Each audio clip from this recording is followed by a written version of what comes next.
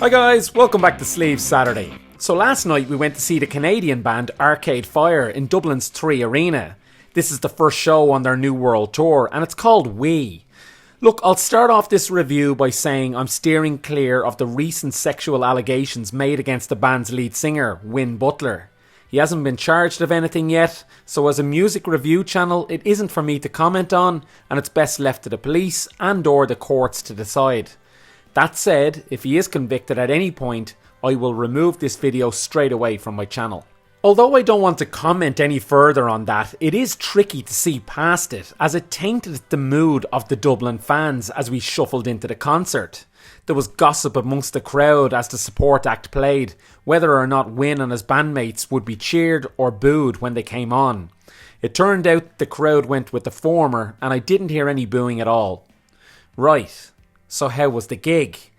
Well, Arcade Fire are a strange one to me because I have always been a bit indifferent to their music. They've always been there in the background on the radio for the last 2 decades, but to me, they aren't as good as their counterparts in this genre, such as the Arctic Monkeys, who are a favourite of mine, and the Killers, who I quite like, and whose gig I reviewed just a couple of months ago. For me, Arcade Fire aren't quite on the level of those 2 bands, but sure look, music is subjective. So what was good about the gig? Well, the stage set design was fantastic and there was plenty of lights and lasers on show. All this complemented the music, to be fair, and clearly the band have put a lot of effort and money into their rig, so kudos for that. The dynamic of the band is cool too, with obviously husband and wife team Win and Regine.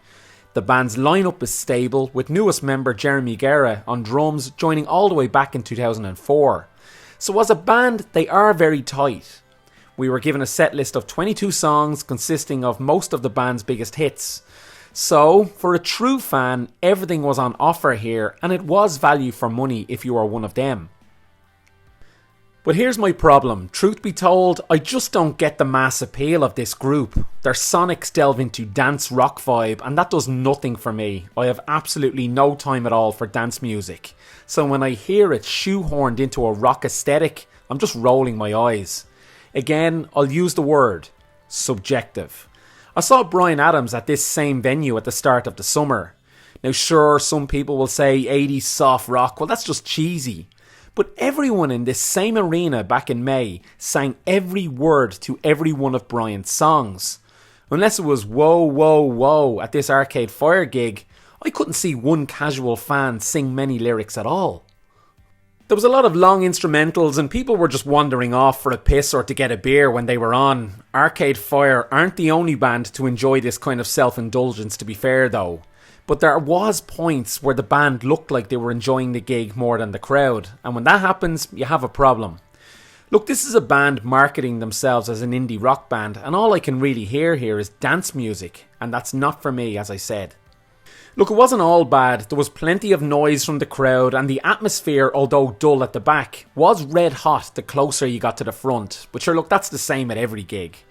All in all, guys, for me, an Arcade Fire gig is all lights and no substance. But sure, look, I'm not their audience.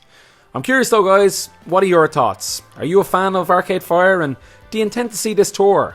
Sure, let me know in the comments and don't forget to like the video and subscribe to the channel now. I'll see you next time.